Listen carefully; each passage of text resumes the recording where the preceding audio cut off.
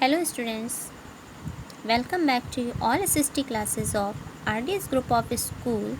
This video is for class 8, chapter 2, land, soil, water, natural vegetation and wildlife resources, part 4 in geography. So today I will continue this chapter. Next topic, natural vegetation and wildlife. We have already discussed in a previous day water, problems of water availability and conservation of water resources. So today I will start natural vegetation and wildlife. Some school children were visiting on an exhibition on handicrafts. The articles in the exhibition were collected from different parts of the country. Some school children कुछ बच्चे कुछ schools के बच्चे visit कर रहे थे an exhibition on handicrafts. Handicrafts की exhibition लगी हुई थी, वहाँ पर विज़िट कर रहे थे। The articles in the exhibition were collected from different parts of the country. और different parts of the country यानी कि डिफरेंट कंट्री के डिफरेंट पार्ट्स में जाकर के वो एग्जीबिशंस के आर्टिकल्स को भी कलेक्ट कर रहे थे। Mona picked up a bag and exclaim, Mona ने अपना बैग पिक किया और exclaimed this is beautiful hand bag. और क्या एक्सक्लेम कर रही थी? This is beautiful hand bag, कि ये हैंड बैग कितना सुंदर है। Yes, it is made from jute, the teacher said, teacher ने कहा यस, ये जूट से बना हुआ है। Do you see those baskets, lamp shades and chairs, आप ये बास्केट्स देख रहे हो, लैम्प शेड्स एंड चेयर्स देख रहे हो। Those are made of canes and bamboos, ये केन्स और बैम्बूज से बने हुए हैं। In the eastern and north western humid regions of India bamboo grows in plenty, तो ये ईस्टर्न और नॉर्थ ईस्टर्न के ह्यूमिड रीजन्स में मिलते हैं इंडिया के। Bamboos grows in plenty. Jessie was excited to see a silk scarf, Jessie जो है वो बहुत ही एक्साइटेड हो रहा है सिल्क का स्कार्फ देखने के लिए। सी दिस ब्यूटीफुल स्कार्फ, देखो ये कितना सुंदर स्कार्फ है। The teacher explained that silk is obtained from silk worms, teacher ने एक्सप्लेन किया कि सिल्क वॉर्म से मिलता है। That are bred on mulberry tree, और इसमें मलबेरी ट्री में सिल्क वॉर्म की ब्रीडिंग की जाती है।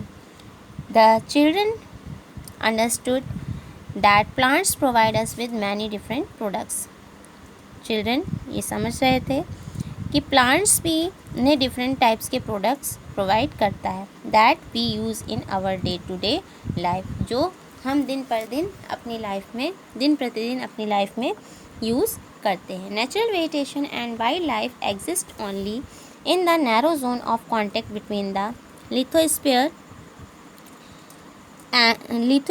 Hydrosphere and atmosphere that we call biosphere. Natural vegetation और वाइल्ड लाइफ सिर्फ narrow zone of contact between ये लिथोस्फीयर, हाइड्रोस्फीयर और एटमॉस्फेयर से मिल करके जो बायोस्फीयर कहलाता है उसमें ये एग्जिस्ट करती हैं।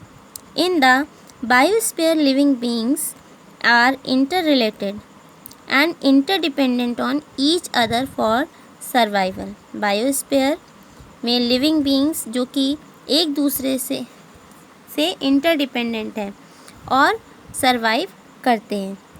This life supporting system is known as the ecosystem, और ये जो लाइफ सपोर्ट करती है इस सिस्टम में वो इकोसिस्टम कहलाती है। Vegetation and wild life are valuable resources, vegetable और वाइल्ड लाइफ जो हैं, वेजिटेशन और वाइल्ड लाइफ जो हैं वो एक वैल्यूएबल रिसोर्सेज हैं। Plants provide us with timber, give shelter to animals, produce oxygen we breathe, protects soil so essential for growing crops. Vegetation और वाइल्ड लाइफ वैल्यूएबल रिसोर्स हैं, एवरीबडी नोज़। प्लांट्स प्रोवाइड करते हैं timber यानी कि would provide करते हैं, animals को shelter देते हैं, ऑक्सीजन जो कि हमें सांस लेने के लिए बहुत इम्पॉर्टेंट है वो प्रोड्यूस करते हैं। Protect soil so essential for growing, और सॉइल को भी प्रोटेक्ट करते हैं जो कि क्रॉप्स को ग्रोन अप करने के लिए बहुत ही ज़्यादा इम्पॉर्टेंट है। As act as shelter beds help in storage of underground water, और ये अंडरग्राउंड वाटर को भी स्टोर करने में काफ़ी हेल्पफुल होता है। गिव अस फ्रूट्स, ये हमें फ्रूट्स देते हैं, नट्स देते हैं, लैटेक्स टर्पेंटाइन ऑयल देते हैं, गम मेडिसिनल प्लांट्स देते हैं, also the paper that is so essential for your studies, और जो कि पेपर जो हमारे लिए मोस्ट इम्पॉर्टेंट थिंग है स्टडीज़ के लिए, ये भी हमें इन्हीं से मिलता है। There are innumerable uses of plants and you can add some more, और ये यूजेस जो हैं प्लांट्स के, इसमें हम और भी ज़्यादा से ज़्यादा चीज़ें ऐड कर सकते हैं। Wild life includes animals, wild life में मेनली एनिमल्स इंक्लूड होते हैं, birds, insects as well as the aquatic life form. Animals, birds, insects और जो पानी में रहते हैं हमारे जलीय जीव, वो भी इसमें इंक्लूड होते हैं। They provide us milk, meat, hides and wool, और ये हमें मिल्क, मीट, हाइड और वूल ये सारी चीज़ें प्रोवाइड कराते हैं। इंसेक्ट्स लाइक बीज, इंसेक्ट्स में बीज प्रोवाइड करती हैं honey, help in pollination of flowers and have an important role to play as decomposers in the ecosystem, और ये फ्लावर्स के को पॉलिनेट करती हैं, और इससे ये एक इम्पॉर्टेंट रोल भी प्ले करती हैं किस चीज़ के लिए, इकोसिस्टम को। डिकम्पोजर्स होते हैं mainly. The birds feed on insect and act as decomposers, और बर्ड्स भी इंसेक्ट्स को फीड करती हैं और क्या करती है, एक्ट करती हैं decomposer as well as decomposers. Vulture due to its ability to feed on dead live stock, it is a scavenger and consider a vital cleanser of the environment.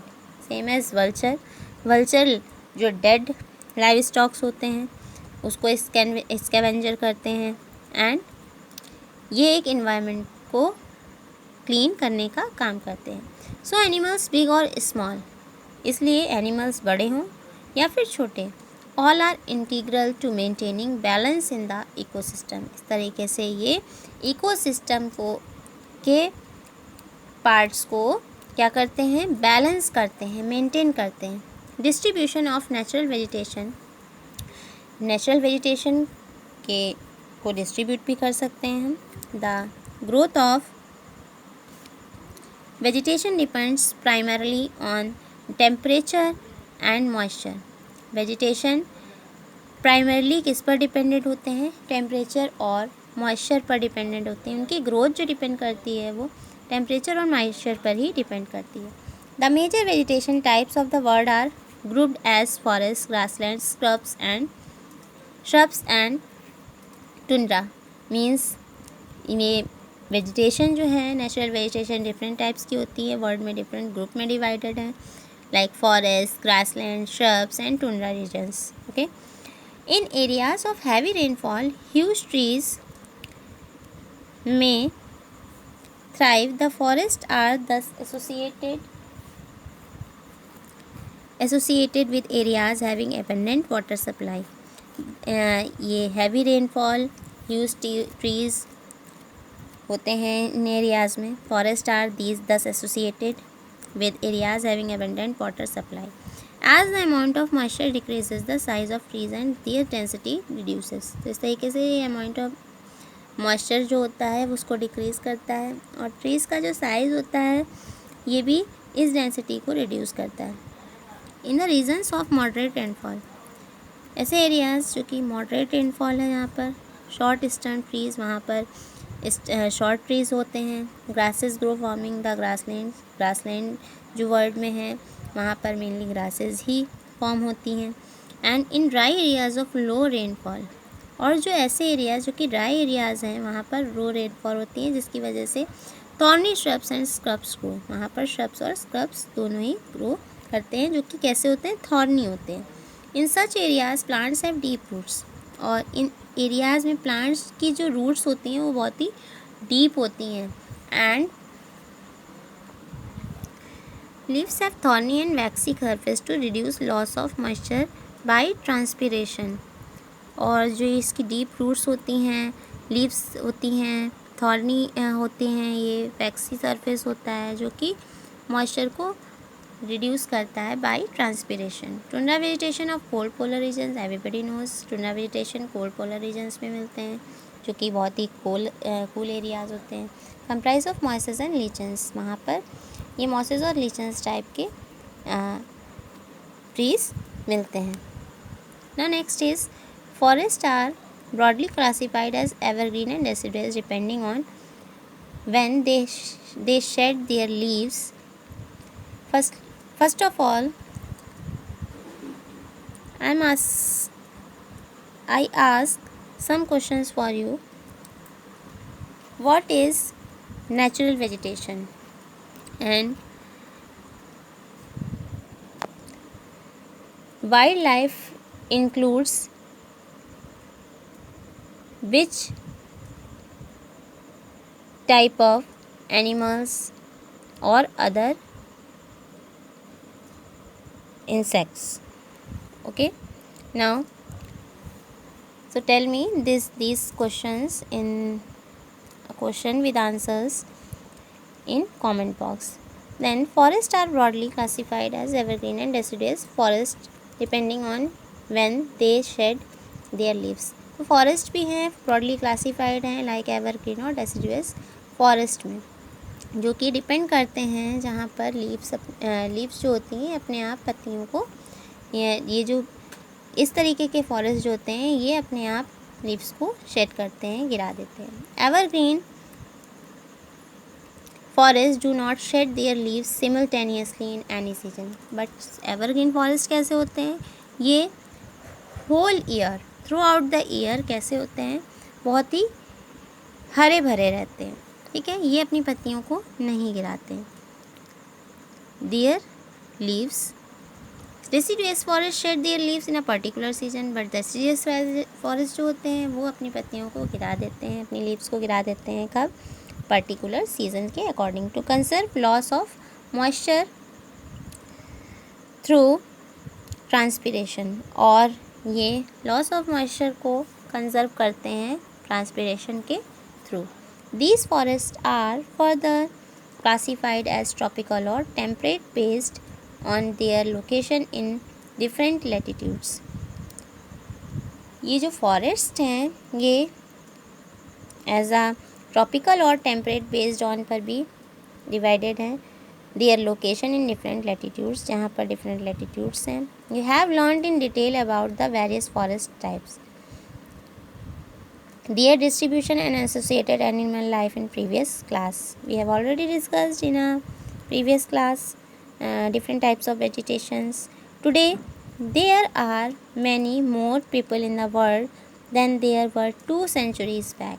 तो आज क्या देखते हैं, there are many more people, बहुत सारे लोग हैं, ज़्यादा से ज़्यादा लोग इन द वर्ल्ड में हैं, than there were 2 centuries back. To feed, अगर हम 2 centuries बैक होकर के जाएँ, to feed the growing numbers large areas of forest have been clear to grow crops. Mainly forest को क्या कर दिया गया है, लार्ज एरियाज़ जो हैं फॉरेस्ट के वो पूरी तरीके से क्रॉपिंग के लिए ये क्लियर कर दिए गए हैं। Forest cover all over the world in vanishing rapidly. Forest all over the world में बहुत तेज़ी से कवर हो रहे हैं। There is an urgent need to conserve this valuable resource, जो कि इसे कंजर्व करने के लिए बहुत ज़्यादा ज़रूरत है, because of this is a valuable resource for everyone. So I think everybody has understood this video. Watch video carefully. Now thank you and have a nice day class.